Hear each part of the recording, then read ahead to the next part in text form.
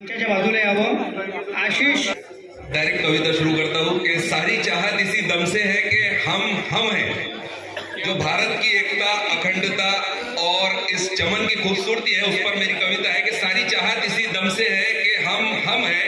वो जो फैलाते हैं नफरत वो बहुत कम है। वो जो फैलाते हैं नफरत वो बहुत कम है। ख्वाहिशें उनकी है, शजर सारे यूं ही कर दे फना। शजर का मतलब उर्दू में होता है कि पेड़ पौधे जो होते हैं, जो चमन की हरियाली होती है, तो उनकी ख्वाहिशें उनकी है कि शजर सारे यूं ही कर दे फना। वो जानते ही नहीं ये मिट्टी अभी नम है।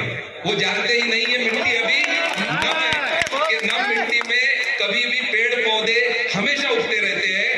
वो तो चाहते हैं समंदर को जुदा कर दे, मगर वो तो चाहते हैं समंदर को जुदा कर दे, मगर कौन बतलाए उन्हें सारी नदियां यही दम है।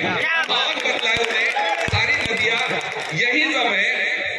हो वक्त का लम्हा या हो ढलती परछाई, करे ना फर्क किसी में यही है सच्चाई। मगर वो जो कहते हैं कि फर्क तो करेंगे हम, तो कह दो उनसे नमूना खून हो ना हो इससे कुछ भी कम। तो कह दो उनसे नमूना खून हो ना हो इससे कुछ भी कम।